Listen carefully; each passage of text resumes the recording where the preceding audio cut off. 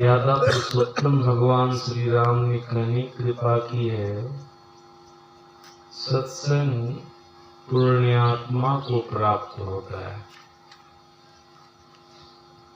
जिनके पास में पुण्य का अभाव है, सत्संग उनको प्राप्त नहीं होता। पुण्य पुंज बिनु मिले न संत। भगवान शंकर ने कहनी कृपा की, सत्संग उनको प्राप्त होता है जिनके ऊपर हरि परमात्मा की कृपा होती है। जब तक किसी के ऊपर हरि परमात्मा की कृपा नहीं होगी, तब तक उनको सत्संग नहीं मिलेगा। अपनी अर्धांगिनी माता पार्वती से भगवान भोलेनाथ ने कहा था, गिरिजा संत समागम समन लाभ कछुआन, बिनु हरि कृपान होय सो गावहि वेद पुराण। भगवान शंकर ने कहा, हे गिरिदेव, हे पार्वती सुनो, इस संसार में साधु महात्माओं का समागम सत्संग प्राप्त हो जाए, इससे बढ़कर के और कोई लाभ नहीं है। लेकिन साधु महात्माओं का समागम सत्संग जीव को तब प्राप्त होता है जब उनके ऊपर हरि की कृपा होती है, परमात्मा की कृपा होती है। अभी हम आप सभी लोगों को सत्संग प्राप्त है। सद्गुरु महाराज जी के वचनानुकूल हम आप भाग्यशाली हैं।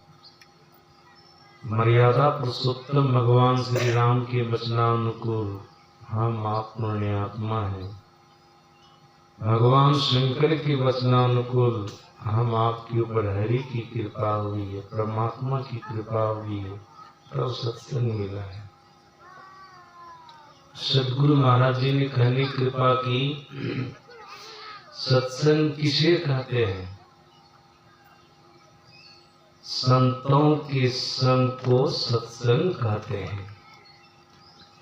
संतों के संग को सत्संग कहते हैं। अभी हम आप सभी लोग संतों के संग में बैठे हैं, अर्थात सत्संग में बैठे हैं। आप कहेंगे यहाँ पर संत कौन है?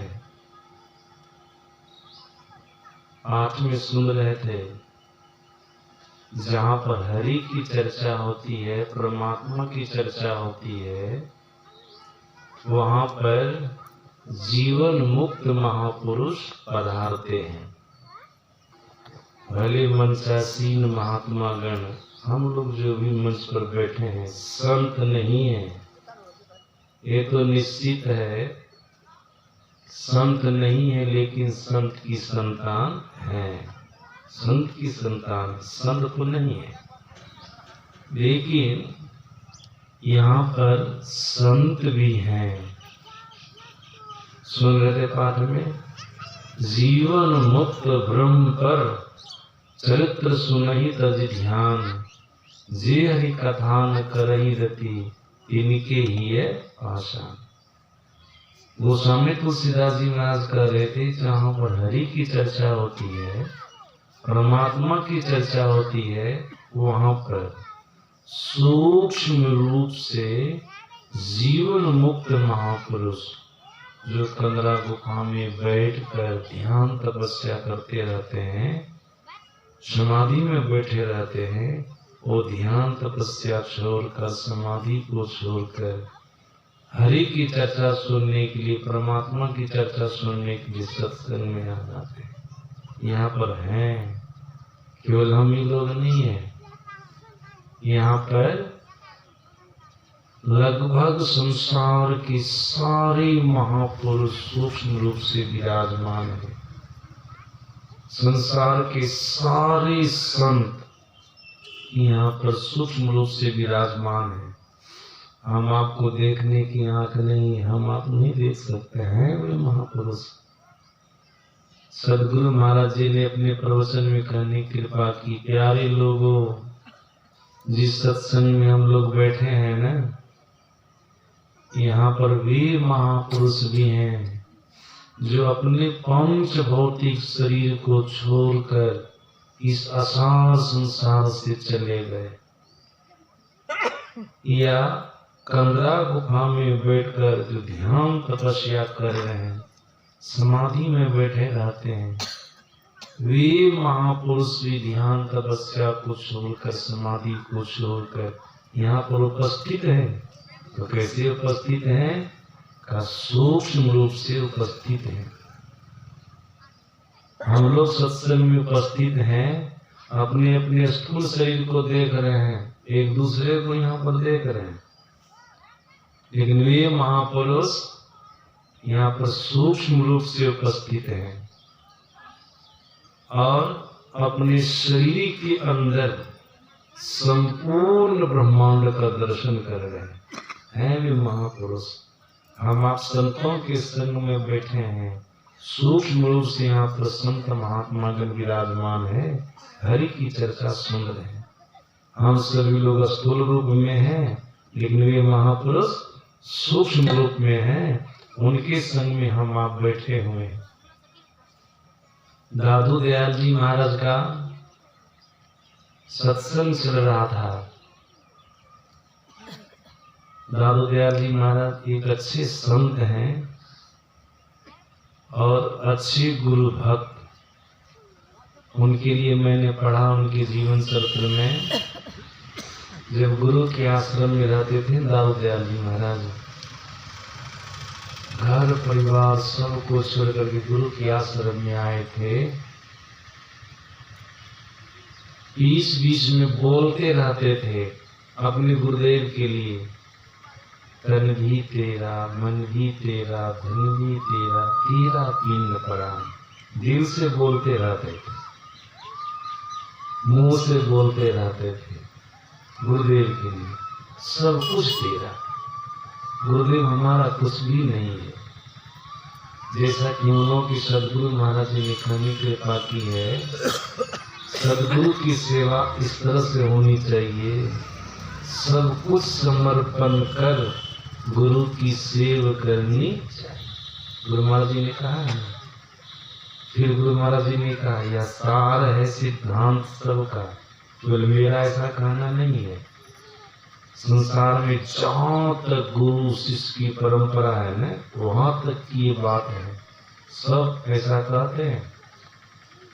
यह सार है सिद्धांत सबका, सत्य गुरु को सेवना, मैं ही न हो कुछ यही बिना गुरु सेव करनी चाहिए। गुरु महाराज की वाणी है, समर्पण भाव, सब कुछ समर्पण कर गुरु की सेव करनी चाहिए। वही ये कहते रहते थे दादू दयाल जी महाराज अपने गुरु के लिए, गुरुदेव तन भी तेरा, मन भी तेरा, धन भी तेरा, तेरा पिंड प्राण। एक दिन उनके गुरुदेव सुन लिए, बोले दादू क्या बोल रहा था? दोबारा सुना, दोबारा सुना दिए। सुनाए गुरुदेव, मैं यही बोल रहा था, तन भी तेरा, मन भी तेरा, धन भी तेरा, तेरा पिंड प्राण। उनके गुरुदेव ने कहा, दादू तू सब कुछ हमको दे दिया, अपने लिए कुछ भी नहीं रखा। कहा गुरुदेव मैं अपने लिए रख लिया हूँ, अपने लिए मैं रख लिया हूँ। उनके गुरुदेव ने कहा कहाँ कुछ रखा? बोल रहा तन भी तेरा, मन भी तेरा, धन भी तेरा, तेरा पिंड पड़ा, तो कुछ रहा तुम्हारे लिए? कहा गुरुदेव जिसको रखा हूँ न उसके बारे में नहीं बोला हूँ। कहा किसको रखा है सो बोलो, किसको रखा है सो बोलो, वो भी सुना दो। तब बोले ठीक है गुरुदेव, फिर दोबारा सुनाता हूँ, सुनिए। क्या समर्पण का भाव था दादू दयाल जी महाराज का अपने गुरु के प्रति। कह रहे हैं गुरुदेव तन भी तेरा, मन भी तेरा, धन भी तेरा, तेरा पिंड प्राण। गुरुदेव सब कुछ तेरा, आपके लिए बोल रहा हूँ, सब कुछ तेरा और तू है मेरा, यह दादू का ज्ञान। गुरुदेव सब कुछ आपका है लेकिन आप हमारे हैं। जब आप हमारे हो गए तो फिर किसी का भाव है हमको, ये समर्पण का भाव है।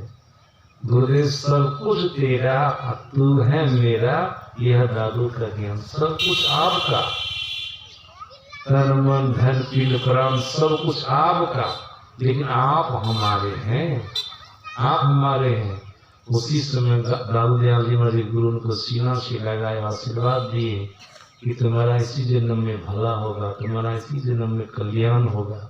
सज्जन उसी जन्म उनका भला हुआ, कल्याण हुआ, तथा ईश्वर परमात्मा को पाए, संतत्व गति को पाए।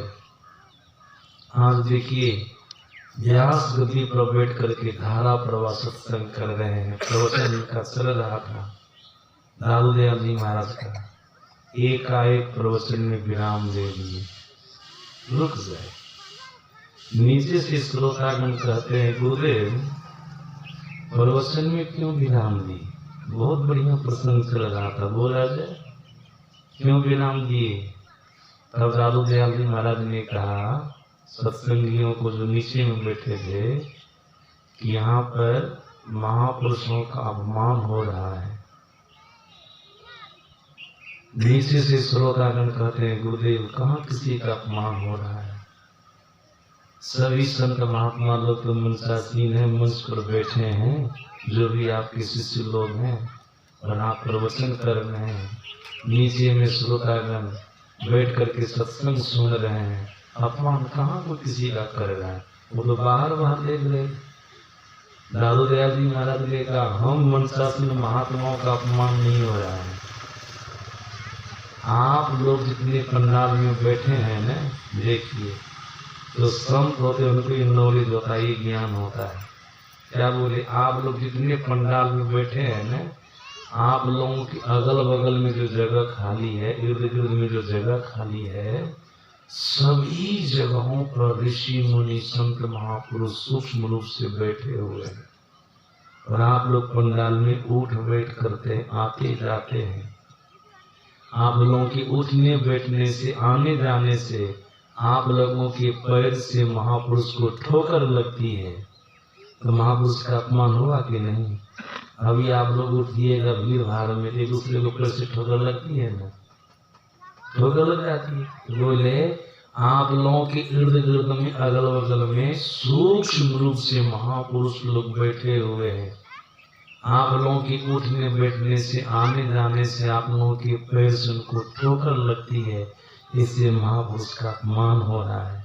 और आप लोगों को मैं देखता हूँ पंडाल में अपने पैर को ढक करके भी नहीं बैठे हैं, पैर को घाड़ करके बैठे हैं, ढक करके नहीं बैठे हैं। महापुरुष के सामने में पैर को ढक करके बैठना चाहिए, वो घाड़ नहीं बैठना चाहिए, ढक करके बैठना चाहिए। आप लोग सावधान हो जाइए, सत्संग में कोई उठिए बैठिए नहीं, कोई आइए जाइए नहीं, अपने पैर को ढक करके बैठिए, तब महापुरुष का अपमान नहीं होगा, तब महापुरुष का अपमान नहीं होगा।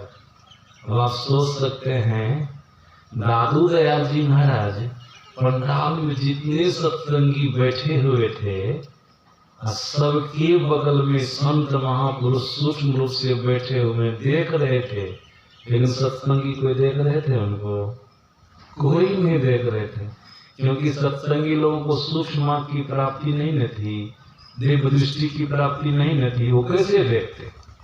जिनको दिव्य दृष्टि की प्राप्ति होती है न, उनसे कोई बात छिपी हुई नहीं रहती है।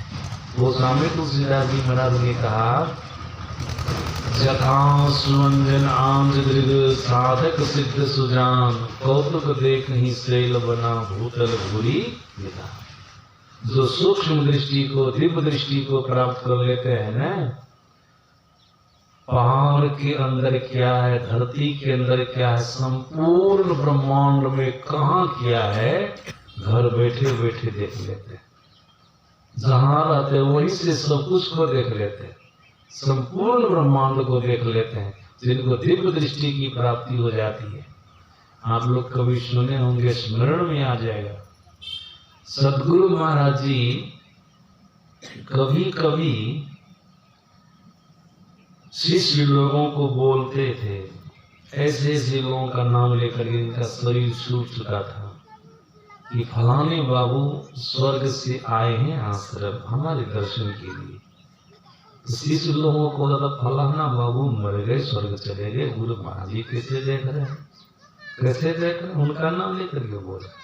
सब शिष्य हैं, कोई नहीं देख रहे हैं, लेकिन सदगुरु महाराज देख रहे हैं कि फलाने बाबू स्वर्ग से हमारे पास आ गए हमारे दर्शन के लिए। अगर स्थूल रूप में कोई आते तो सभी शिष्य लोग देख लेते ना, इनको स्थूल देख लेते। सूक्ष्म रूप से आते थे स्वर्ग से, स्वर्ग जो जाते हैं देवता न बन जाते हैं। देवता जब तक मूर्त भवन में जीव हैं, मनुष्य का शरीर लेकर के मनुष्य हैं, जब स्वर्ग चले गए शरीर को छोड़ करके तब देवता है। देवता आए हैं, स्वर्ग से आए हैं, इसको सदगुरु महाराज जी देखते थे, लेकिन शिष्य लोग भगव में रहते थे, नहीं देख पाते थे। महर्षि हरिनंदन परमहंस जी महाराज सदगुरु महाराज जी का भोजन बनाने का काम करते थे, जो भी वर्तमान में आचार्य है ना, महर्षि हरिनंदन परमहंस जी महाराज सदगुरु महाराज जी का भोजन बनाने का काम करते थे।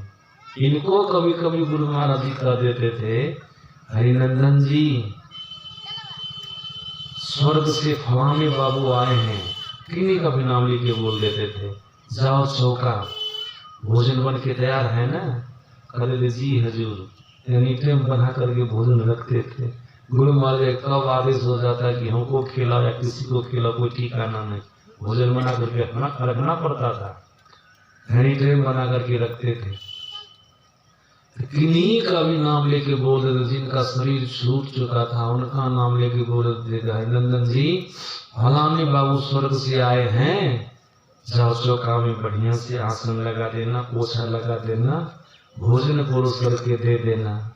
ये सब शिष्य न थे, असली शिष्य थे, आज्ञा का उल्लंघन नहीं करते थे। ऐसा नहीं करते थे आप काहे के लिए ऐसा बोल रहे, कहाँ किसी को देख रहे हैं। वे तो जान रहे थे कि सच्चे संत हैं, इनको देखने की आंख है, हमको देखने की आंख नहीं, हम नहीं देख रहे। ये देख रहे तब तो बोल रहे हैं, हमको देखने की आंख नहीं है। गुरु आज्ञा में रहकर ना जो महान हो गए, गुरु की गति पर बैठे।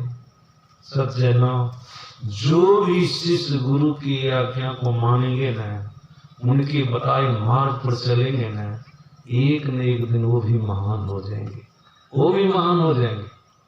गुरु महाराज जी जो कहते थे मान लेते तो ऐसा कर देते थे। जाते थे महर्षि हरिनंदन परमहंस जी महाराज चौका आसन लगा देते थे, पोछा लगा देते थे, भोजन परोस करके रख देते थे। आप जिनको खाना हो खा, जिनको खाना हो खा। यहाँ पर प्रसाद रख दिए हैं, श्रद्धा है, गुरु महाराज जी को चढ़ाए हैं। सज्जन गुरु महाराज स्थूल रूप में थोड़ा कर इनको खा लेंगे, सूक्ष्म रूप में आए इनकी सुगंध को खा लिए काम खत्म। हम लोग स्थूल रूप में तो स्थूल रूप में हप हप करके खा लेंगे, लोग पेट भरेगा, लेकिन वो गुरु सूक्ष्म रूप में है ना, उनकी सूक्ष्म चीज को न ग्रहण करेंगे, सुगंध को ग्रहण करेंगे। सुगंध ग्रहण कर लियो, श्रद्धा है, यहाँ बुला करके चढ़ा दिए, विश्वास है, गुरु महाराज जी को चढ़ाए, गुरु महाराज जी को दिए। केवल इसी के लिए विश्वास नहीं न है। गरीबपति जो सत्संग कराते हैं उसमें हजारों रुपया खर्च करते हैं, लाखों रुपया खर्च करते हैं, लेकिन इनको दिए, विश्वास है ना महापुरुष पर, उनको दी, वो ग्रहण कर लिए। हम जो हजारों रुपया खर्च कर दिए सत्संग में, भंडारा में, लाखों रुपया खर्च कर दिए सत्संग भंडारा में, गुरु महाराज जी को तो दिए, गुरु महाराज स्वीकार कर लिए। विश्वास है तब न, विश्वास है, विश्वासो फलदायक। करने वाले को इसका फल प्राप्त होता है, नहीं होता सो भी बात नहीं है, करने वाले को फल प्राप्त होता है। सज्जनों, एक दिन सदगुरु महाराज जी महर्षि हरिनंदन परमहंस जी महाराज को बोले, भोजन बनाने का काम करते थे, इनको बोले, बेटा देखो हमारे दादाजी स्वर्ग से उजला हाथी पर बैठ करके आए हैं। देखिए इतना बिल्कुल विश्वास होकर के बोल रहे हैं, ऐसा हम आप बोल सकिएगा? देख करो बोलिए कैसे। गुरु महाराज जी देख रहे थे ना, बोले बेटा हमारे दादाजी स्वर्ग से उजला हाथी पर बैठ करके आए हैं, जाओ चौका ले जाओ दादाजी को, आसन लगा देना, पोछा लगा देना, बढ़िया से भोजन परोस के दे देना, पानी दे देना, दादाजी भोजन करेंगे, स्वर्ग से आए हैं। कितना विश्वस्त होकर के बोल रहे हैं, बिल्कुल बढ़िया से। सज्जनों गए, चौका चले गए मत्स्येंद्र प्रभु जी महाराज, भोजन बन के तैयार था, आसन लगा दिए, पोछा लगा दिए, बढ़िया से भोजन परोस करके रख दिए, पानी दे दिए। कुछ देर वहां पर रुके, उसके बाद गुरु महाराज जी के पास चले गए। गुरु महाराज जी के पास गए, बोले बेटा दादाजी को भोजन दिया? कहा जो दे दिए भोजन। दे दिए तो क्यों दे दिए? दे दिए। बोले दादाजी भोजन कर रहे हैं? तभी क्या कहते हैं हजूर हम तो भोजन दे दिए, भोजन कर रहे हैं नहीं कर रहे, हम देख कहाँ रहे हैं। तब गुरु महाराज जी बोले क्या देखोगे, उनको देखने के लिए बाहर की आंख नहीं, स्थूल आंख नहीं चाहिए, भीतर की आंख चाहिए, सूक्ष्म आंख चाहिए, सूक्ष्म आंख चाहिए, भीतर की आंख चाहिए। जिनको सूक्ष्म आंख की प्राप्ति हो जाती है, भीतर की आंख प्राप्त हो जाती है, दिव्य दृष्टि की प्राप्ति हो जाती है ना, वे व्यक्ति देखते हैं सत्संग में कौन कौन आए, हमारे पास कौन कौन आए, कौन आए कौन गए। गुरु महाराज जी को आंख थी, सज्जनों सदगुरु महाराज जी को आंख थी जो कौन सत्संग में आते हैं। दादू दयाल जी महाराज को आंख थी कौन सत्संग में आते हैं। गोस्वामी तुलसीदास जी महाराज को आंख थी कौन सत्संग में आते, तब न बोल दिए कि जीवन मुक्त महापुरुष सत्संग में पधारते हैं। जीवन मुक्त महापुरुष, संत महापुरुष। सदगुरु महाराज जी कहते हैं जिनको जीवन मुक्त महापुरुष संत महापुरुष का संग प्राप्त हो जाता है, मानो सत्संग करना। अभी हम आप जीवन मुक्त महापुरुष के संग में बैठे हैं, अर्थात हम आपके द्वारा सत्संग हो रहा है, उनकी शरण में हम आप बैठे हुए हैं, उनकी शरण में। जो संत की शरण में जाता है ना, उनको बड़ा लाभ होता है, उनको बड़ा लाभ होता है। गुरु नानक देव जी महाराज ने कहने कृपा की है, संत शरण जो जन पड़ा सो जन उधरन हार, संत की निंदा नाम का बहोरी बहोरी अवतार। गुरु नानक देव जी महाराज ने जो संत की शरण में चला जाता है ना, तो पापी हो या पुण्यात्मा, उसका उद्धार हो जाता है। लेकिन जो संत की निंदा करता है, बहोरी बहोरी अवतार, बहोरी बहोरी अवतार, वो बारंबार जन्मता है, बारंबार मरता है। लेकिन संत की शरण में जाने वाला, अर्थात सत्संग में जाने वाला जो जीव है, जो प्राणी है, उसका उद्धार होता है, उसका कल्याण होता है। महर्षि संत श्री परमहंस जी महाराज एक प्रसंग कहा करते थे। जो सदगुरु महाराज जी के शिष्य थे, शिष्यों में प्रधान शिष्य मस्तक के स्वरूप महर्षि संत श्री परमहंस जी महाराज। देखिए वे कहते थे अपने प्रवचन में, जब शरीर में थे, कई बार उनके मुखारबिंद से सुना, अभी भी आप लोग मोबाइल में भी सुन सकते हैं, उनकी पुस्तक में भी पढ़ सकते हैं, ये प्रसंग है। सदगुरु महाराज जी सुबह शाम टहलते थे। एक दिन सदगुरु महाराज जी महर्षि परमहंस जी महाराज 4 बजे सत्संग के बाद दिन में टहलने के लिए निकले। अपने निवास से व्हील चेयर पर निकले। व्हील चेयर चलाने वाले पूजपाठ स्वामी रामलगन बाबा थे, व्हील चेयर चलाते थे। जब गुरु महाराज जी टहलने के लिए निकलते थे, बहुत सारे लोग उनके पीछे पीछे टहलते थे। आश्रम वासी भी शिष्य लोग गुरु महाराज जी के पीछे पीछे साधु लोग टहलते थे। महर्षि संत परमहंस जी महाराज बोले, गुरु महाराज जी से निवास से निकल करके आगे आए, जहाँ पर आश्रम में 2 तार का गाछ है। जो गए होंगे देखे होंगे कुपा घाट में, गुरु महाराज जी के निवास से आगे 2 तार का गाछ है, बहुत बड़ा बड़ा गाछ है। जब गुरु महाराज जी वहां पर गए ना, तो वहां पर एक अपरिचित व्यक्ति आए, गुरु महाराज जी को प्रणाम किए। उनको कोई नहीं पहचानते, गुरु महाराज जी तो अंतर्यामी महापुरुष थे, वो तो भीतर भीतर पहचानवे करते हैं, लेकिन ऊपर ऊपर नहीं पहचानते थे, लोगों की दृष्टि में, व्यवहारिक दृष्टि में नहीं पहचानते थे। सदगुरु महाराज जी के जितने सेवक लोग थे, शिष्य लोग थे, कोई उनको नहीं पहचानते थे। देखिए गुरु महाराज जी को प्रणाम किया, गुरु महाराज जी उनको ऊपर से नीचा तक देखे, नीचा से ऊपर तक देखे, देखने के बाद अपने सेवक लोगों को कहते हैं इनके हाथ को बांध दो। ऐसा जब कहा ना, तो पीछे में जितने लोग थे ना, सेवक लोग और सत्संगी लोग जो घूमने वाले थे, सभी लोगों के मन में हुआ गुरु महाराज जी ऐसा क्यों कर रहे हैं, बेचारे भी ऐसे किए हैं और परिचित आदमी हैं। गुरु महाराज जी बोले इनको बांध दो। बांधना तो ठीक बात नहीं है, किसी को अच्छा नहीं लगा। एकाएक कोई आए किसी को हाथ बांध दो, अच्छा लगेगा? किसी को अच्छा नहीं लगा। सेवक लोग बहाना बनाए, हुजूर रस्सी नहीं है, बहाना बनाए रस्सी नहीं, रस्सी लाने के लिए बांधने का मतलब कहीं से लाके बांधेंगे, बहाना बनाए किसी तरह से बच जाए। वो आदमी जो था ना, धोती पहना था। वृद्ध लोग को देखते हैं आधी धोती पहनते, आधी कान्हा पर रख लेते हैं, आधी धोती कान्हा पर रख लेते। कान्हा पर जो धोती थी ना, गुरु महाराज जी बोले रस्सी नहीं है ना, इसी की धोती जो कांधे पर धोती है ना, उसी के हाथ को बांध दो। गुरु महाराज जी क्या कर रहे हैं कौन जाने, कौन सी लीला कर रहे हैं, कौन जानेगा सदानंद जी। सज्जनों याद रखिएगा, संत महापुरुष के डांट फटकार में भी जीव का लाभ छिपा रहता है, जीव का लाभ छिपा रहता है। अगर कभी साधु संत महापुरुष आपको डांट दे फटकार दे तो घृणा नहीं कीजिएगा, श्रद्धा नहीं कीजिएगा, सोचिएगा इनकी शरण में आए हैं, अपनी डांट के द्वारा अपने फटकार के द्वारा हमारे किसी पाप को खत्म किए, हमारे किसी अपराध को खत्म किए, हमारे किसी दुख को खत्म किए।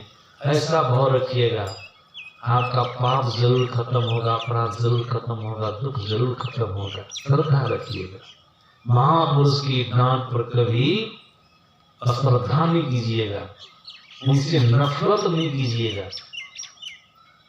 गुरु महाराज जी ने कहा इन्हीं की धोती से इनके हाथ को बांध दो। संत के संग को सत्संग कहते गुरु महाराज जी ने।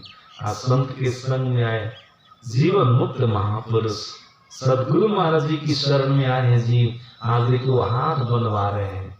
क्या कारण है? कारण तो बाद में निकलेगा, कारण तो बाद में निकलेगा। अंतिम में सेवक लोग उनकी धोती से उनके हाथ को बांध दिए। बांधे तो कस के नहीं बांधे, जैसे तैसे बांधिए, गुरु महाराज को दिखा दिए।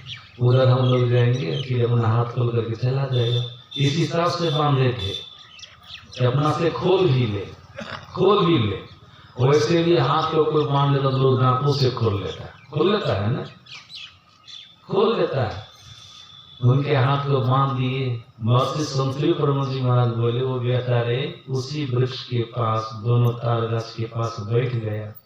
गुरु महाराज जी आगे निकल गए, बाहर 1 घंटा तक टहले, व्हील चेयर पर 1 घंटा तक टहले।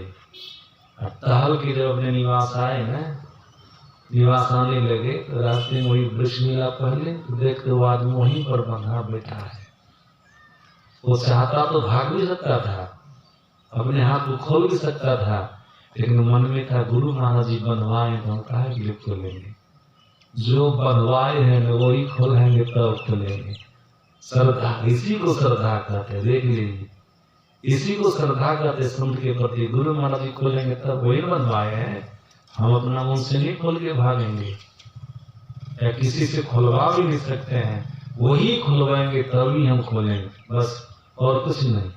जैसे गुरु महाराज जी आए उनको बोला रे अभी तक तुम्हारा हाथ बदले है, तू भागा नहीं, तो फिर अपने सेवक लोग कर इनके हाथ को खोल दो। कह दिए खोल दो, तो खोल दिए। जैसे हाथ खुला तो गुरु महाराज को क्या कहते हैं, सीधे अपने घर चले जाओ। बेचारे एवे किए थे दर्शन करने के लिए। देखिए ठहरने दीजिए गुरु अर्जुन को, बोले सीधे घर चले जाओ, सीधे घर जाओ। ये सीधे घर चले गए, कुछ भी नहीं बोले। महर्षि संश्री परमहंस जी महाराज बोले 20-25 दिन के बाद वो आदमी लौट करके आया गुफा घाटा से। गुरु महाराज जी को प्रणाम किया। जो सब लोग देखे थे इनके हाथ को बनवाए, पहचान लगे उनको, वही आदमी है जिसके हाथ को बनवाए थे गुरु महाराज जी, वही आदमी है। प्रणाम करने के लिए सब देख रहे आज क्या होने वाला है। लेकिन आज गुरु महाराज कुछ भी नहीं बोले। वो बेचारी बोलने लग गए कि हुजूर हमको बहुत बड़ा दुख से आप निकाल दिए। झूठ मूठ का लोग हमको केस में फंसा दिया था। हमको 3 महीने की सजा मिली थी, 3 महीने की सजा। गांव समाज के लोग बोले कि तुम सच्चा आदमी हो, सच्चा आदमी हो, कुछ घूस दे दो, तुमको साहब सजा से बाहर कर देंगे, घूस दे दो। हुजूर मैंने सोचा मैं तो गरीब आदमी, जो हमको फंसाए वो अमीर आदमी, हमसे ज्यादा घूस दे देगा तो फिर हमारा घूस तो फूस न हो जाएगा, हमारा घूस फूस हो जाएगा। इसलिए सोचे कि सच्चा दरबार में चलते हैं, गुरु महाराज जी के पास चलते हैं। अब गुरु महाराज जी जो करे। हुजूर आपकी शरण में मैं आया, 1 घंटा के लिए आपने हमारा हाथ बनवाया, लेकिन उसका ये परिणाम हुआ कि 3 महीने की सजा खत्म हो गई। 3 महीने की सजा खत्म हो गई। वो जो सजा होने वाली 3 महीने सजा, सज्जना संतों के संग में जाएंगे, ये लाभ आपको प्राप्त होगा, आपका उद्धार होगा, आपका भला होगा, आपका कल्याण होगा। अभी हम आप सभी लोग संतों के संग में बैठे हैं, यहाँ पर सूक्ष्म रूप से संत महापुरुष बैठे हैं, उनके संसर्ग में हम आप हैं। इसका प्रमाण मैं आप लोगों को दिया।